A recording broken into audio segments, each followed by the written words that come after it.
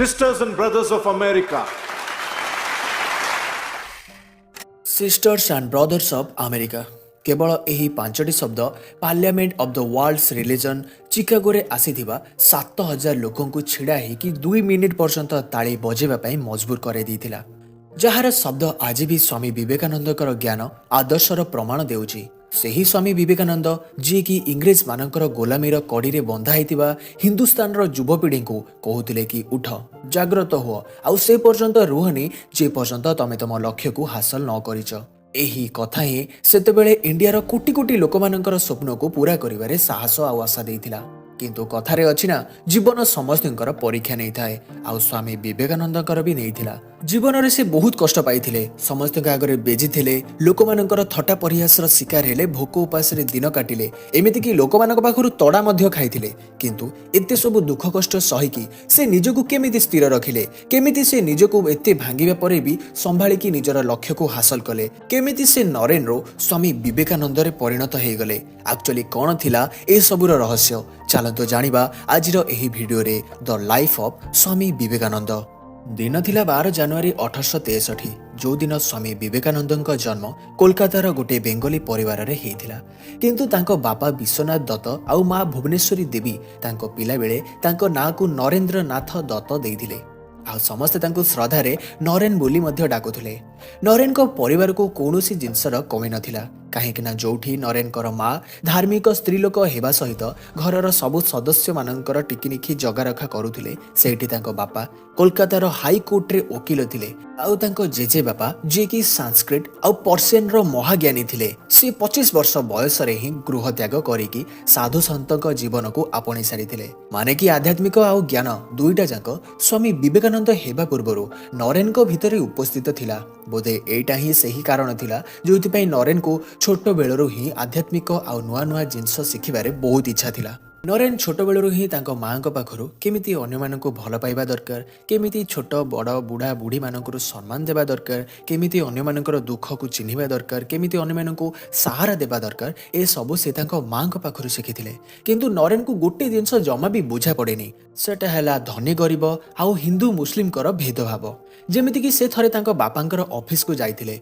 आउ सेठी से दुईटा बॉक्स देखिबा को पाइले सेही बॉक्स उपरे गोटे रे हिंदू आ गोटे रे मुस्लिम लेखा जाइथिला से दुईटा जांको बॉक्स खोली की देखिला बेलको दुईटा जांकर दुईटी सिगार रखा जाइछि सेठु से तांको बापा को प्रश्न कले कि बापा एही दुईटा जांको बॉक्स भितरे दुईटा जांको सेम सिगार थुआइछि मते तो यांको भितर किछि अलग अलग डिफरेंस देखा जाउनी ताहाले तमे यांको डिफरेंस करिकि काहे कि रखिछ तमे काहे कि हिंदूंको पई गोटे अलग बॉक्स मुस्लिमको पई गोटे अलग बॉक्स रखिछ तांको बापा तांको प्रश्न सुनि कि पूरा शॉक हे गले तांको पाटिरु किछि वचन भी बाहरु न थाए बाहरी तांता भी केमिति नरेन को प्रश्न भी सठिक थिला 1871 रे जेतेबेले तांको 8 वर्ष हेतिला सेतेबेले से मेट्रोपॉलिटन इंस्टीट्यूट रे पाठ पढिबा आरंभ करिथिले तापरे 1879 रे से प्रेसिडेंसी कॉलेज रे मध्य तांको पाठ पढा को जारी रखिले नरेन पिला बेलरु भलो पाठ पढिबा सहित भलो गीत मध्य गाउथिले आ विभिन्न प्रकारर बही मध्य पढिबा को भलो पाउथिले जोथि पई भगवान को नेकी तांको मनरे विभिन्न प्रकारर प्रश्न उठुथुला हेले एही सब प्रश्नर उत्तर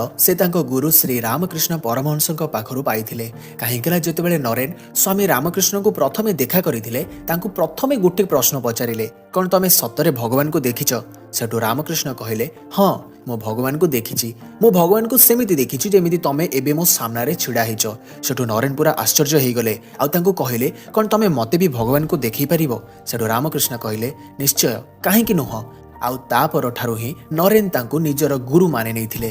किंतु 1884 मसीहारे जेतेबेले नरेन को 21 वर्ष हेतिला सेतेबेले तांको बापा मरि गले जहा परे तांको जीवन पूरा पूरी बदली जाइथिला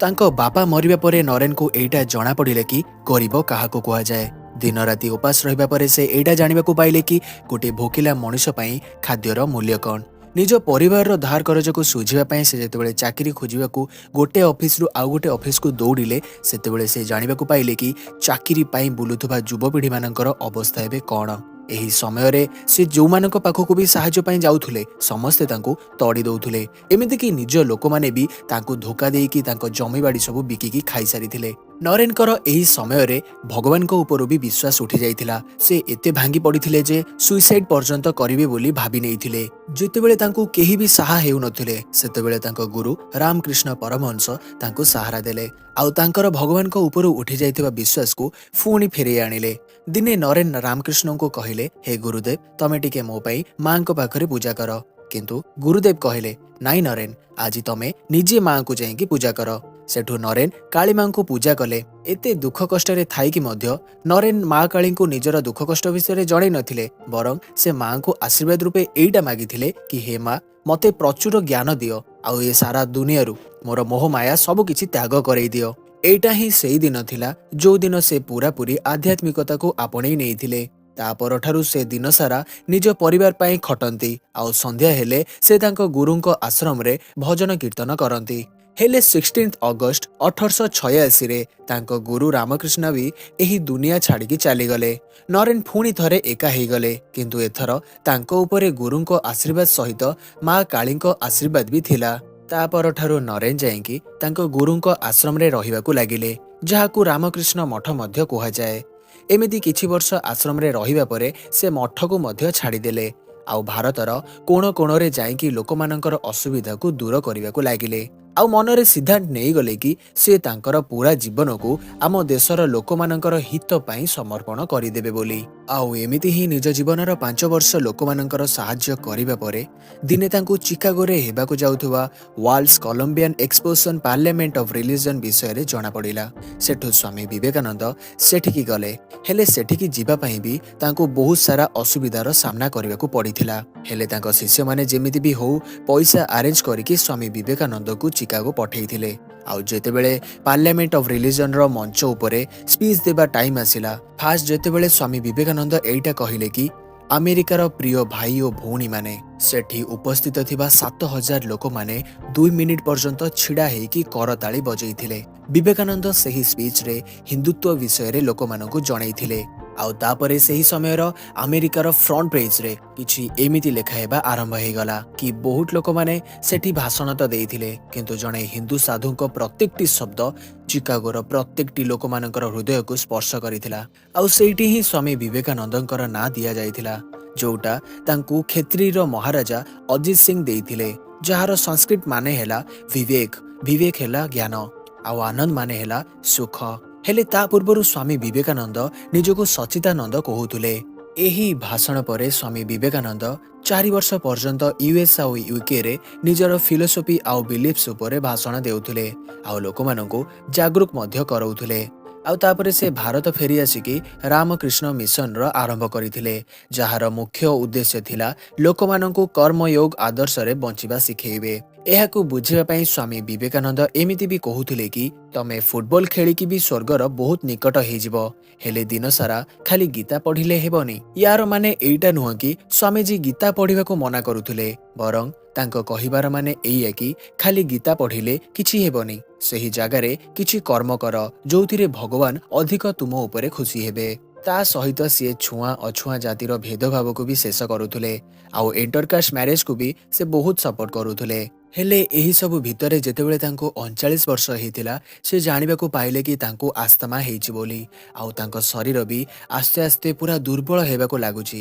ସେଠୁ ସେ ଭଲସେ ଜାଣିଗଲେ କି ତାଙ୍କର ଏହି ଦୁନିଆ ଛାଡ଼ିକି ଯିବାର ସମୟ ହେଇଗଲା। ସେଠୁ ସେ ତାଙ୍କ ଶିଷ୍ୟମାନଙ୍କୁ ଏଇଟା ଭଲସେ କହିଦେଲେ କି ତାଙ୍କ ଶରୀରର ଅନ୍ତିମ ସଂସ୍କାର ତାଙ୍କରି ମଠରେ ହିଁ କରିବ। ୟାକୁ ଜାଣିବା ପରେ ସମସ୍ତେ ପ୍ରାୟ ଦୁଃଖ ପ୍ରକାଶ କରୁଥିଲେ, କିନ୍ତୁ ଯୋଉଟା ହବାରେ ଅଛି ତାକୁ ବି ଅଟକେଇବ କିଏ? ଆଉ ଏମିତି ଦେଖୁ ଦେଖୁ 4 ଜୁଲାଇ 1902ରେ ସେ ଦୁନିଆ ଛାଡ଼ିଦେଲେ। ହେଲେ ତାଙ୍କ ଆଦର୍ଶ ଆଜି ବି ଭାରତର ଲୋକମାନଙ୍କ ଭିତରେ ବଞ୍ଚିକି ଅଛି। କିଛି ଏମିତି ଥିଲା ନରେନରୁ ସ୍ୱାମୀ ବିବେକାନନ୍ଦ ହେବା ପର୍ଯ୍ୟନ୍ତର କାହାଣୀ। ଆପଣମାନଙ୍କୁ ଭିଡ଼ିଓଟି କେମିତି ଲାଗିଲା କମେଣ୍ଟ କରିକି ନିଶ୍ଚୟ ଜଣାଇବେ। ଏହିପରି ଇଣ୍ଟରେଷ୍ଟିଂ ଭିଡ଼ିଓ ଆଗକୁ ବି ଦେଖିବା ପାଇଁ ଚ୍ୟାନେଲଟିକୁ ସବସ୍କ୍ରାଇବ କରିଦେବେ। ଏବେ ପାଇଁ ତ ଏତିକି, ରହୁଛି, ନମସ୍କାର।